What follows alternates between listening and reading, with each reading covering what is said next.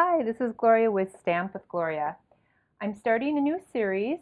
It's called the Embossing series. I'm going to start out with basic embossing, and then I will have videos that match this embossing series as we progress and do more difficult things, more involved things. But today I'm just going to talk about embossing powders in general, show you how to do a real quick card, just doing embossing. I want to talk about the difference between opaque powders and translucent powders.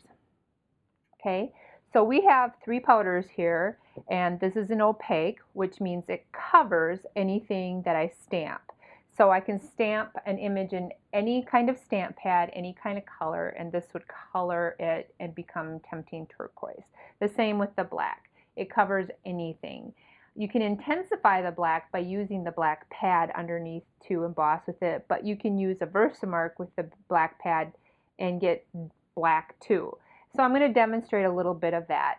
The iridescent ice is a clear embossing powder. It doesn't look clear in the jar, but when you heat it up, it melts clear, and then there's little speckles of green and blue in it. But it's a clear or translucent embossing powder. So let me show you the difference. Okay, so when we take a stamp and put it in the black pad and I stamp it, okay, so this is a black pad. Now I'm going to cover it with the turquoise. All right, so we've covered it with the turquoise. All right, and I'm just going to pop that in there. Pop that in there. Then we've got a turquoise star. I should have used my embossing buddy. It's sticking a little bit, but we'll start out this way. So I'm going to emboss the star, and when I emboss it, I did use a black pad, but as you see, we get tempting turquoise because tempting turquoise is an embossing powder that's opaque, or it covers whatever ink you're using with it. Okay, so now what happens if we use that same black again and use the clear embossing powder? So we're going to use the iridescent ice on it. All right, iridescent ice on the black. Let me heat that up.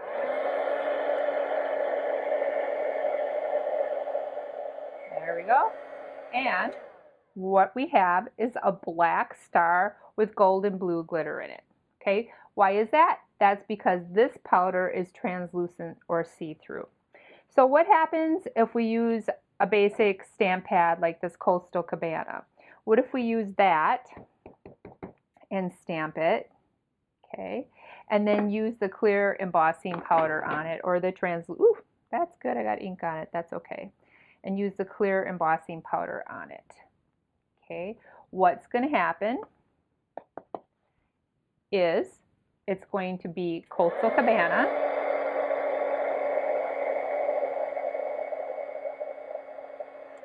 with clear embossing powder on it with glitter. Okay, so does that make sense? Okay, what if I use a Versamark pad, which is a watermark pad or a clear embossing pad, and I use it with one of my stars, and I stamp it on the paper, and let's say I use the translucent. Okay, so I pop the translucent on it, heat it up.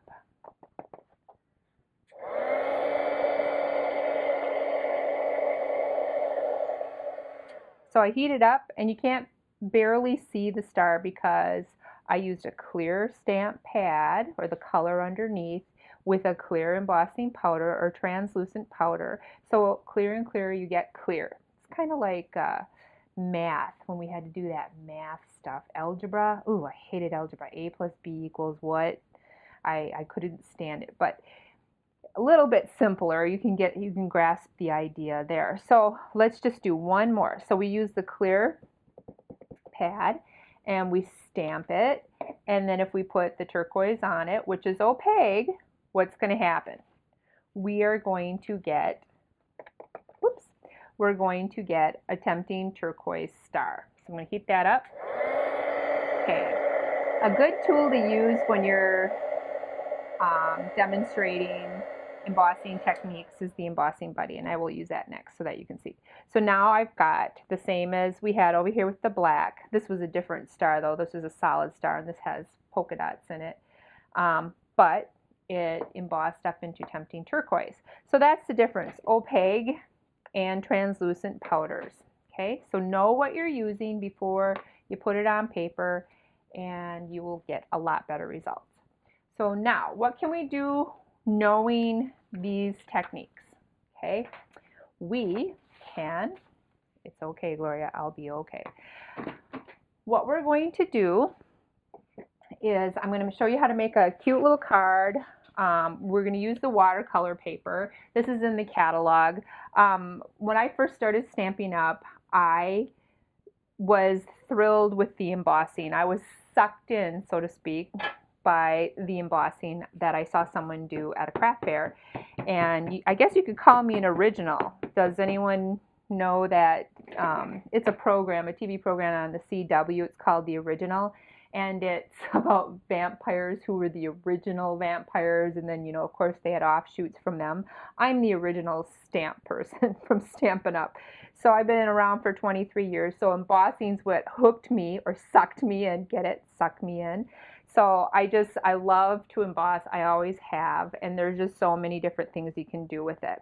But now I took my butterfly, and I use the Versamark pad, and I'm going to stamp this guy down on the paper. Yeah, I know he's pretty dirty because I had a wedding. It was red, can you tell?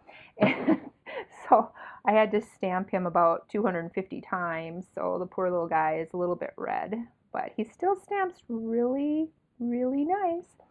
So I just, everybody has their own, oops, I should have used the embossing buddy. That would have been nice. Okay. This is the embossing powder. It's got like silica powder in it, and when you put it on, you rub it across the paper. It kind of gives a powdery surface so that the embossing powder only sticks to the sticky surface once you get it on.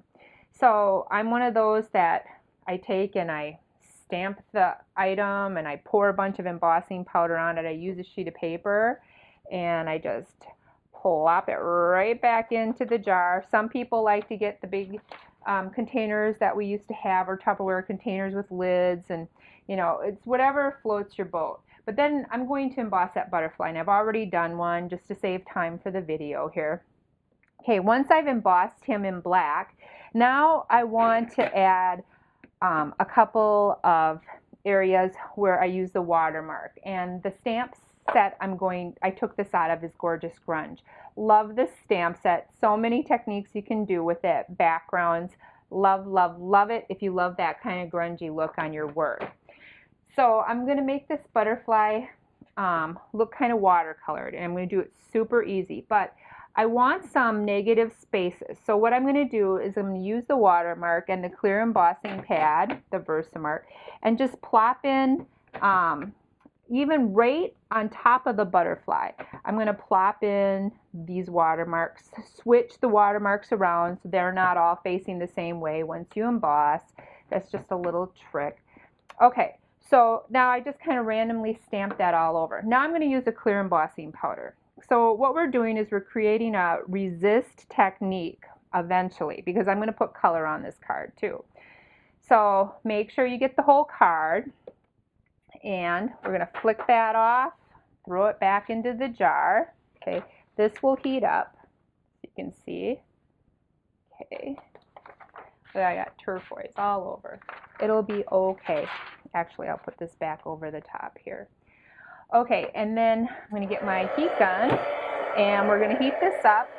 And you're not going to really see a lot because it's clear on clear, right? So we use a clear embossing powder, a clear pad.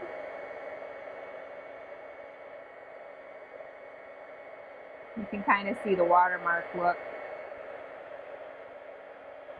You want to make sure you get the whole butterfly, because remember, I stamped on top of the butterfly in some of the negative spaces as well.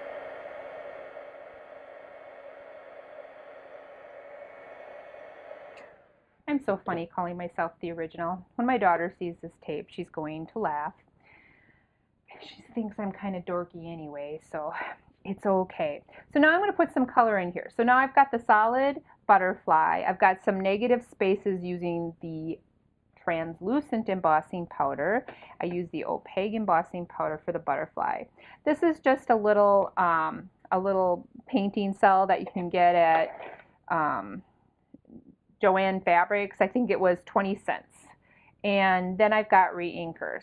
Now when you put re-inkers into something like this, you're only using a couple. Line the re-inkers up in the same way that you put them in the cells, because then when you look up, you're like, oh, okay, this is crushed curry, this is baked brown sugar, and this is Coastal Cabana. Okay, so you know. So you can just set that in front of you, and you know what colors that you're looking at. Then we're going to take one of our aqua pens. It's got water in it already, and you want to get the tip saturated, because what you're going to do is you're going to pick up some color, okay, and then you're going to run it across the card anywhere you want. So a little here, a little there. If you want more water so it's lighter in certain areas, just squeeze the pen, okay. So now I've created some negative spaces with the embossing color that I put down.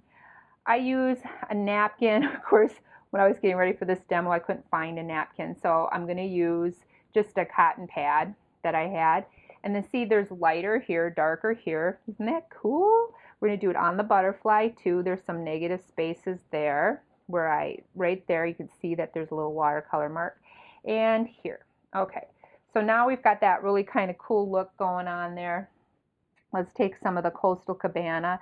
I want a little more water on this one, so I'm going to take it and pull it into the next cell and get the consistency that I want.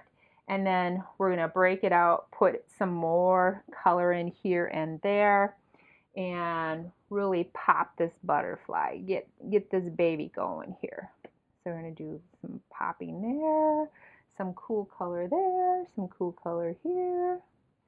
Okay, some up here. Go in with the grunge. There you go. Okay, now in watercolor there are light and dark spaces. So you want to remember not to color the whole butterfly one color, because it kind of ruins the effect of the watercolor look that I'm aiming for here. Okay, and then you can go ahead and, you know, tap on some color that's left on the cotton ball. Looks kind of cool. Then see, here's the negative space, the water drop there, the water drops there. Okay, so it's looking kind of cool. So when I was doing this card, I was thinking, oh man, you know, it's so hard to get the watercolor exactly how you want it to go and get the effect that you want. And you want to make the butterfly pop a little, especially the butterfly's body. So you can take a white pen and plop in some white or highlight areas so that your butterfly really pops. Okay, so if you don't want all this green up here, then take and plop in some color with the pen. You know, make it lighter in the areas you want it lighter in. Okay, I'm using a Signal Glow pen in the white. We sell this in the catalog. You can go to my website, buy any of these things that I'm using here today. It's stampwithgloria.com or Gloria Helmbrecht at Stampin' Up. You'll be able to get me there too. Got a blog with them. Okay, so we're putting in the highlights. See how just a little bit of that goes a long way. We just want to tap it in, tap it in, tap it in. Wherever you want the white. Now we've got this cool watercolor look, and the finished card looks like this. So I hope you enjoyed your basic embossing class with me. Stay tuned for more classes. Have a great day. Thank you.